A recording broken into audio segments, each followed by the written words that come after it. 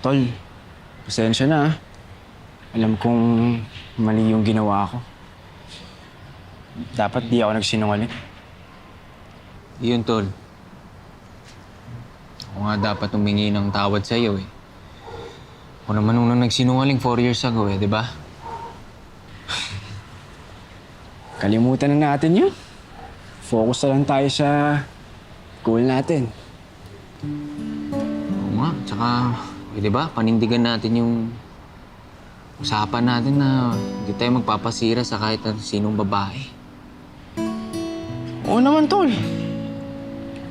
Tol, Oh,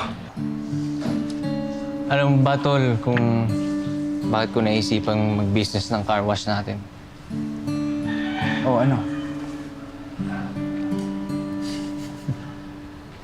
Alala mo nung nagrambulan tayo, yung bago mag-basketball? Oh, yung putik-putik tayo. Mismo! Bugbog sarado naman tayo pareho nun eh.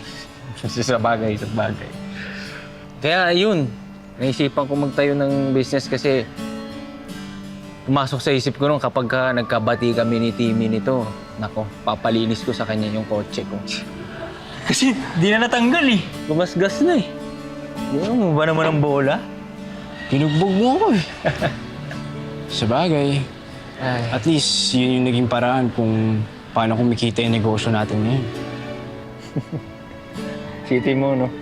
Yung pa yung gagawin natin pagkakitaan. Oo.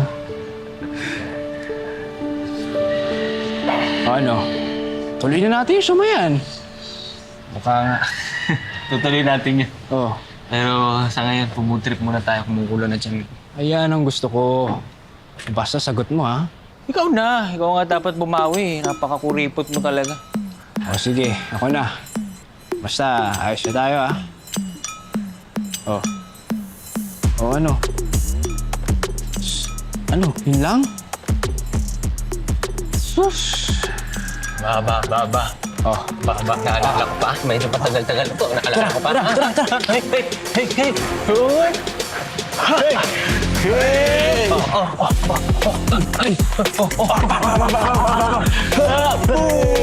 Hey!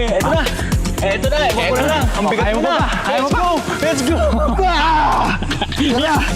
Tara, kumain na tayo!